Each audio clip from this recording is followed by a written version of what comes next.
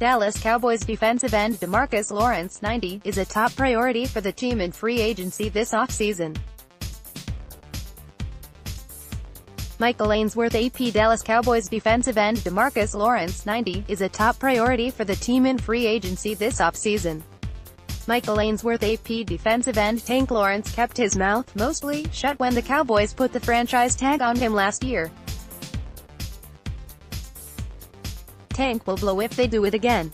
As much as he may like Jerry Jones and his family, no Cowboy not named Romo or Garrett should trust their contract situation. Jerry always says don't get mad over money. Give me $1 billion and let me try. Most of America, the world, is mad over money. Tank is. This is his shot at the contract all NFL players dream of signing, and he doesn't want to miss.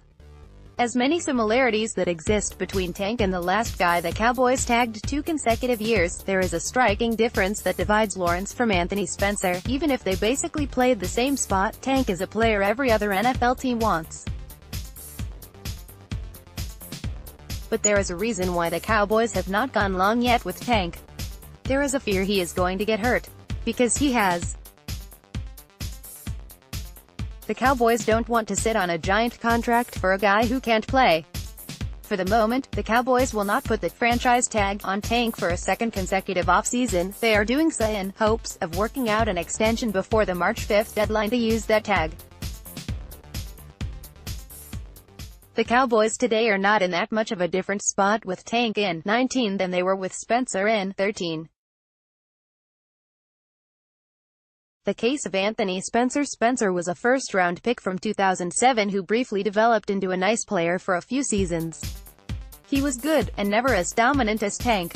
Spencer also generated some numbers because DeMarcus Ware was on his opposite side. Tank helps other people generate numbers.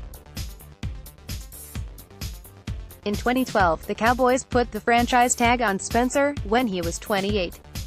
A franchise tag is the average salary of the top 5 players at that position, which was $8.8 million for an outside linebacker. The Cowboys wanted him, but feared going long with him. He had a career season when he finished with 11 sacks and 95 tackles. He was a Pro Bowler on an 8-8 team that had an ish defense. In 2013, the Cowboys were fighting to be average. Spencer was the best, or second best, defensive player on an average defense. Again, they put the tag on Spencer for a second consecutive offseason, the maximum a team can use it for one player. He was paid a little more than $10 million in a season where he was moved to defensive end. The Cowboys wanted him, but feared going long with him. Not because of injury, but rather that he would not perform to the level of a big, guaranteed deal. Spencer suffered a knee injury in the first game of the 13 season and did not return until the next year. But he still got paid. He came back from his knee injury in 14, but he was no longer the same player. Spencer never signed the big, monster extension that every NFL player covets, but he did make just under $20 million in the 2 years he played under the franchise tag. The Tank Lawrence problem. Whereas Spencer was a nice player and a good pro who had value, the Cowboys could have finished 8-8 without him. No one with the Cowboys has any such illusions about being as good without Tank as the team is presently constructed. Randy Gregory is a good, developing defensive end, and he is also not Tank. He is the best defensive player on a top 10 defense. He's not Aaron Donald, or J.J. Watt, but Tank belongs in the chat as one of the top defensive linemen in the NFL. Age is not the issue, the concern is cash, and that he has had some injury issues, namely a back problem earlier in his career. Backs make GMs nervous. And the Cowboys are looking at a slew of major names who are facing extension soon. Amari Cooper is going to want to get paid. Byron Jones will want his. The same for Ezekiel Elliott. And Dak Prescott. The Cowboys like Tank, because everyone likes Tank. But there is a reason they have not given their top defensive player a long-term deal yet.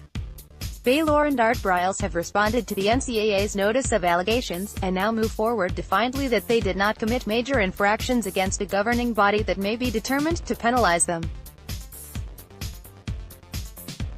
February 18, 2019, 7:06 p.m. February 18, 2019, 6 a.m. February 17, 2019, 12 a.m. February 14, 2019, 7 a.m. February 13, 2019, 11:06 a.m. February 11, 2019, 7 a.m.